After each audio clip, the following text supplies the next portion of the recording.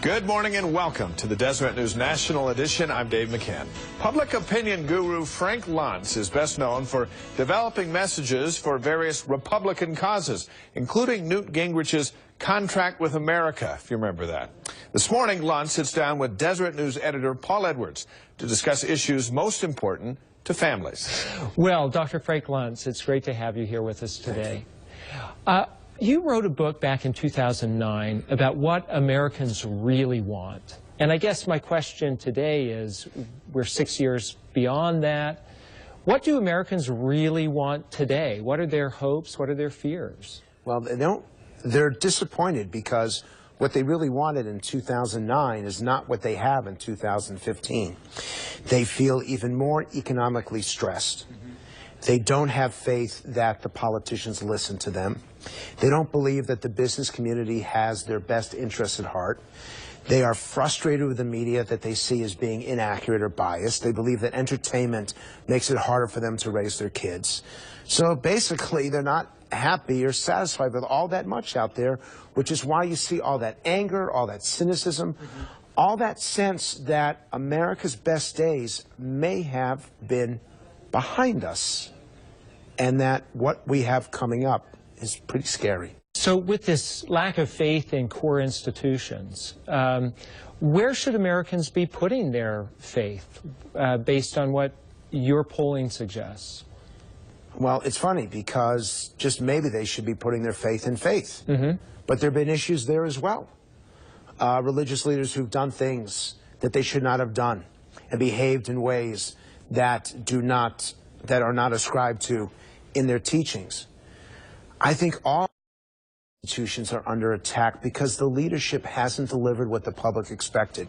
There's a danger when you put expectations up here and you deliver here. This is the anxiety, and this is the frustration. And the closer you are to home, the more likely you are to believe in it. We believe in local government more than state or federal government. We believe in our local schools more than we do in public education in America. We believe in our local institutions. We believe in our local churches more than we do in religion overall. And so I think the solutions have to start in the community and in the neighborhood. By the way, let's get even closer. They have to start in the family, because we all know if you have a broken family, nothing else works.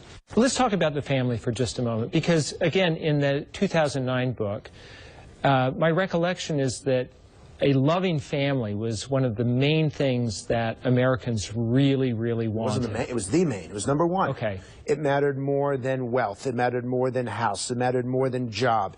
It mattered more than everything. And I want to actually share with you, because this is new research based on an old finding, which is that the most powerful ad we've ever tested, and we've now tested over 10,000 corporate ads, political ads, public announcement ads.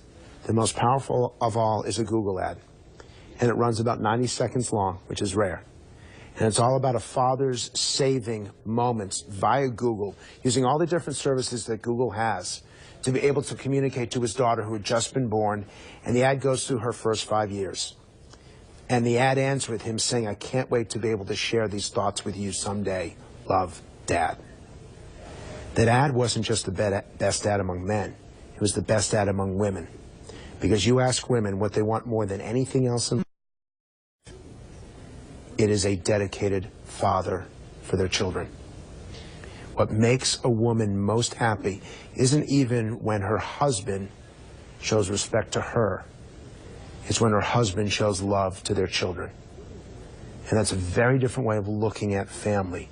And it's become so important because so often it doesn't happen. And let's talk about that. So this is a strong desire among Americans to have a strong, loving family.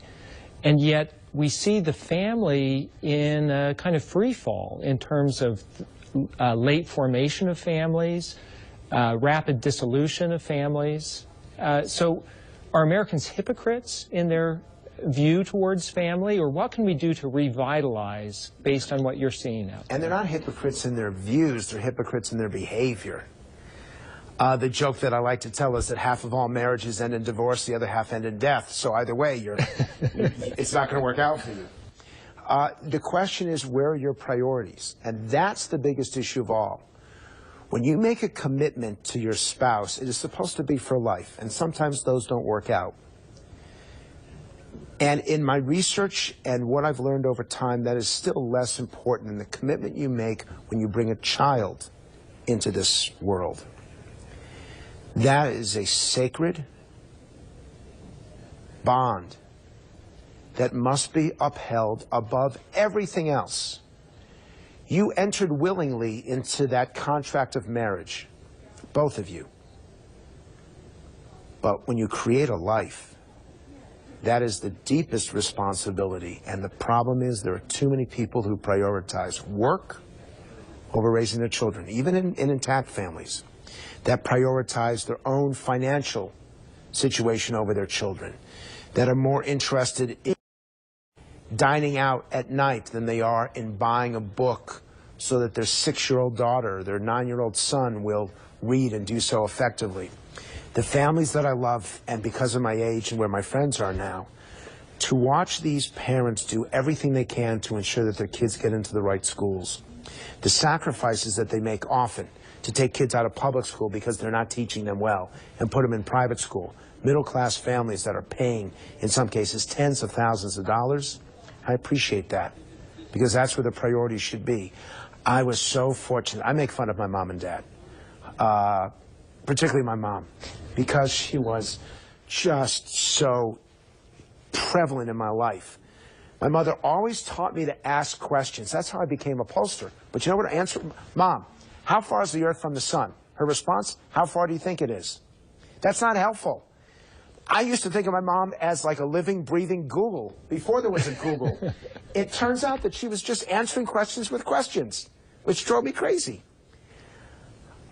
We got to get our priorities in order. And without getting them in order, then nothing that Washington does is going to work. Interesting perspective, Frank Luntz.